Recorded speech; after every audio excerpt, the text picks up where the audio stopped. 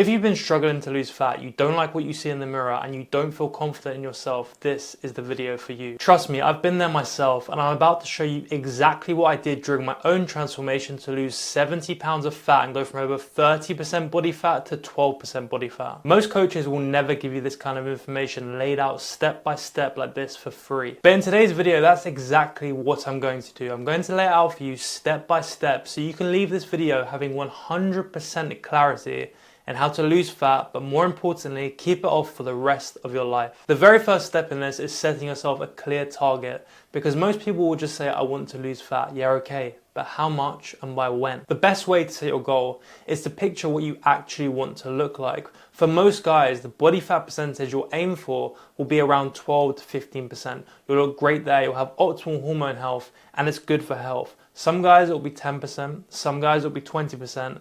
But the most important thing is that you pick where you want to be. There are a few ways to figure out what your body fat percentage is. You could go and get a DEXA scan, but you can also order some calipers on Amazon and they're pretty accurate. That's personally what I use. Once you know roughly what your body fat percentage is, you can work out how much fat you actually need to lose in order to reach that goal. Let's say you're 200 pounds and you're 30% body fat and you have a goal of getting to 15% body fat. Well, then you need to lose 35 pounds of fat. So that you can work that out yourself, I've put an equation down in the description. Just put that into a calculator and it will give you the number. Or if you don't give a shit about a specific body fat percentage, simply set yourself a target weight. Once you have your goal, you need to set yourself a target amount of weight to lose per week. And it should be around 0.5 to 1% of your body weight. So if you're 200 pounds, you should aim to lose between anywhere from 1 to 2 pounds a week. Or if you're 100 kilos, 0.5 to 1 kilo per week. Now comes the important part. Set a deadline to which you are going to achieve that. That is one of the most important things because it sets yourself a clear target date.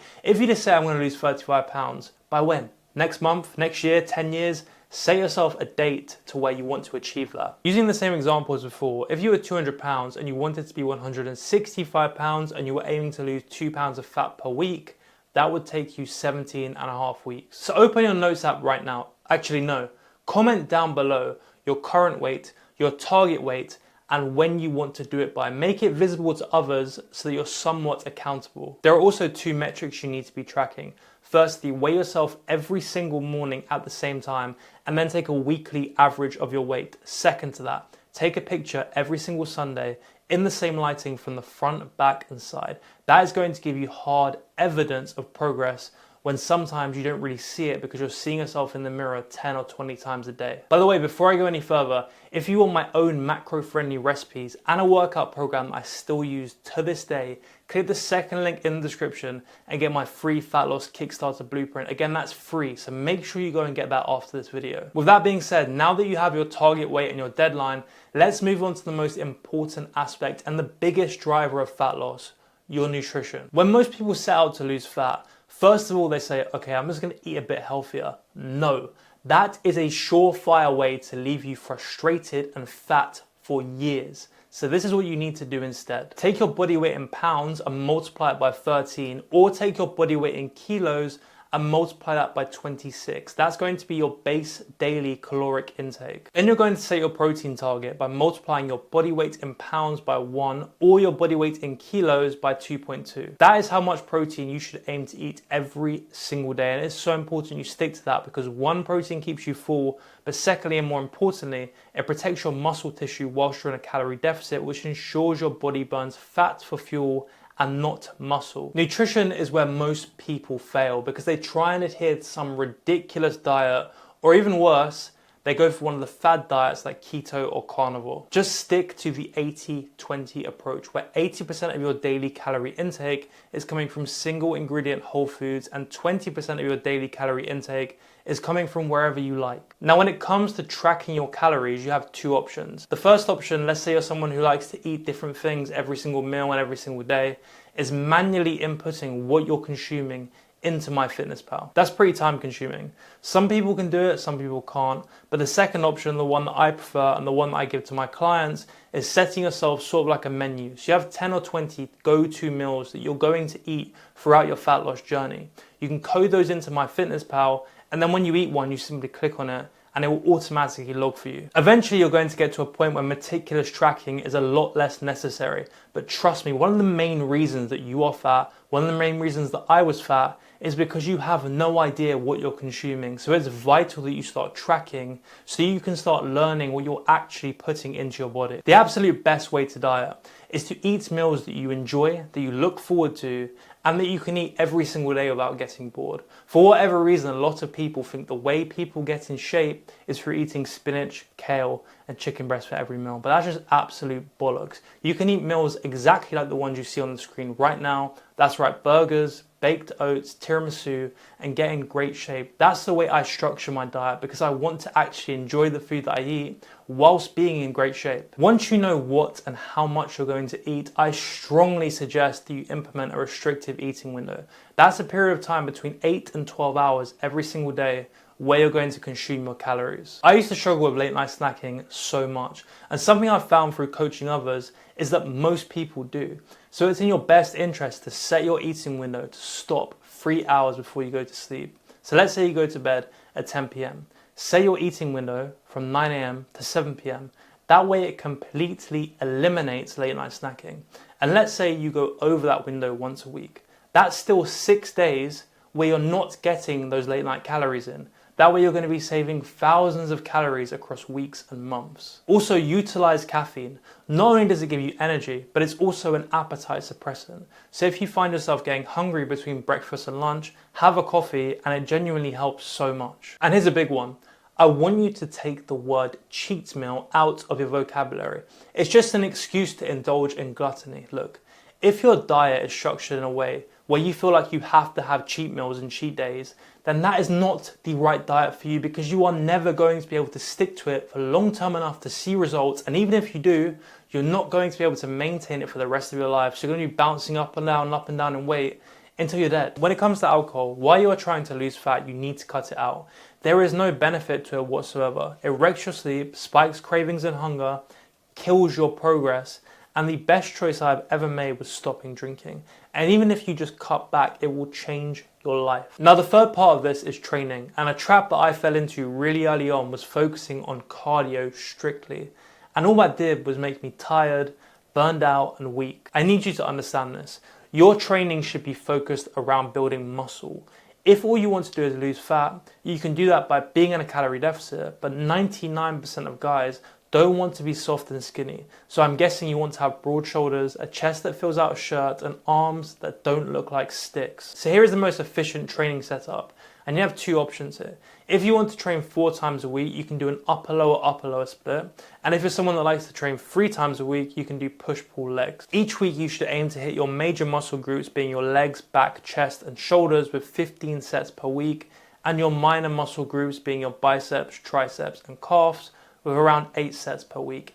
If you are a complete beginner, you can cut those sets that I've just said in half. There is absolutely no need for more volume than that as long as you are training properly. And by properly, I mean pushing yourself every single session, doing more every single session. In other words, progressively overloading. To do that, start with a weight that's difficult but not impossible to do 8 reps with. The next time you do that exercise, so if it's next week, aim for 9 reps and repeat that process until you hit 12 clean reps, then up the weight. Look, you're going to the gym for 3, maybe 4 hours maximum per week. So when you go there, lock in, put some music in, put your phone away and concentrate on what you are doing and why you are there. You are there to build muscle, not to chat to random people or hog a bench texting your girlfriend. Focus. Now on to step 4, which is cardio. And like I said to you in the previous section, you don't need to be spending hours on the treadmill to see results. The real secret here is steps. If you aim to hit between 10 and 12k steps a day, that alone is going to burn between 400 and 600 calories a day without wiping you out like hard cardio does. And it is that kind of consistent cardio that chips away at fat over time. And it's seriously not that hard to get that amount of steps in every single day. Just work them into your existing day. On your commute to work, park a little bit further away, or if you take public transport, get off one stop early. Use 20 to 30 minutes for your lunch break for walking. And if you take a lot of phone calls as part of your work, take them whilst walking. Also, take the stairs. I have a passionate hate towards elevators and escalators. Look, if you live or work on the 50th floor, obviously I'm not expecting you to walk up and down 50 floors all day long, but at least do 5 floors. It genuinely makes a massive difference and it will add up over time. And after your dinner, go for a 15 to 20 minute walk. Not only is that going to burn calories, but it's also going to decrease your bloat and relax you. Do you know what the difference between these two guys are? The guy on the left's average amount of steps was 3K a day. The guy on the right's 12K a day. One of my clients, Jay, lost 40 pounds in just 180 days. And one of the biggest factors towards his transformation was getting steps throughout his day, wherever he could. You can also experiment with methods of walking like interval walking, where you do 3 minutes speed walking and 3 minutes walking at a normal pace for 5 rounds. But I've made an entire video on walking, so you can go and check that out after. The bottom line of it is though, walking is the only form of cardio you can sustainably do every single day no matter what, so utilize it. Now I want to talk to you about sleep. Listen, you can smash every other part of this, the diet, the training, the cardio, but if your sleep isn't up to scratch, fat loss is going to feel impossible. When your sleep sucks, your hunger hormone ghrelin goes up, and the hormone that makes you feel full, leptin, decreases, which is going to make you hungry to the point where you can't ignore it and you will binge eat. Also, your cortisol skyrockets, which will make your body fight against you in countless ways. To avoid this, you need to make sure you're getting a minimum of 7 hours of sleep every single night, and ideally 8. And to make sure that happens, I put together a checklist which I call the 8-3-1 list. No caffeine 8 hours before bed. Caffeine is an amazing tool, but it can absolutely destroy your sleep when abused. No eating 3 hours before bed. If you eat too close to the time you go to sleep, your body is going to be focusing on digestion whilst you're asleep, which can massively affect the quality of your sleep. And no devices 1 hour before bed. The blue light your phone, your TV and your tablet produces blocks the production of melatonin, making it much harder for you to fall asleep. Read a book instead or go for a walk. Look, fat loss requires boundaries. Learn to say no to late night drinks, late night dinners, and those random things that people ask from you. Obviously be a good person, but prioritize yourself and your goals. When you're getting good sleep, you will notice a difference instantly. Your cravings go down, your energy shoots up, and fat loss will feel sustainable. Sleep is also where testosterone is produced, which is essential for libido, strength, energy, and basically every single male function. So if you want to be operating optimally, you need to make sure you're getting a good amount of quality sleep. Now this next part will decide whether you lose 3 or 4 pounds or smash your goal out of the park. And it's making adjustments where necessary based on the data you've been collecting. Most guys will diet for a few weeks, see some really good results, but then the results will slow down and they'll think, fuck, this isn't working anymore. They'll slash their calories in half or do stupid amounts of cardio, and then they wonder why they get burnt out and quit. So here's how you handle those situations without the drama and without quitting. Compare your average weekly weight every single week. And if your weight loss has slowed or completely stopped moving for 2 or more consecutive weeks, then you simply need to adjust. And you have 2 options to do so. Option A is to decrease your daily calorie intake by 100 to 200 calories, or option B, my preferred option, is increase your daily step count by 2,000 steps. Pick whichever one you prefer and do that for a week. If the scale starts moving again, then you're back on track. But if it doesn't move, repeat this process until it does. The most important thing here though is to not panic and not to start telling yourself that this stuff doesn't work for you or that you're broken. Trust me, you do not defy the laws of thermodynamics. You can lose fat and you will lose fat. You just have to make adjustments sometimes. The final step is shifting your mindset, because trust me, all of this means absolutely nothing if your head isn't in the right place. Firstly, you need to get it in your head that you aren't trying to lose fat. You are becoming the kind of guy who is lean, takes care of his body, and sustains it for the rest of his life. That shift is what will lock this into you for life. Secondly, take the word perfection, scrunch it up into a ball, throw it on the floor and fucking stamp on it. No man is perfect. No man will ever be perfect. If you think I don't eat the occasional sausage roll or a couple of pieces of cake, you are insane. I'm not perfect. No one you see on the internet is perfect. No human being is perfect. That is normal. Fat loss is about being consistent 90% of the time. That is how you lose fat. You don't even need to be perfect. Sometimes you're going to get hungry and sometimes you're going to not want to train. And it's in those moments where you need to say, fuck it, I'm going to do it anyway. And that's how you build the discipline that will not only help you lose fat, but help you achieve anything you want in this life. So remember, the plan that I've laid out for you in this video is the only plan that you will ever need to lose fat and keep it off for the rest of your life. But it will only work if you actually commit yourself to it. And if you commit to it, I promise you that you will see results. And if you want to work with me directly, where I will guide you through this journey to guarantee results, click the first link in the description and book a call with me. Other than that, I hope this video helped, and I'll see you in the next one.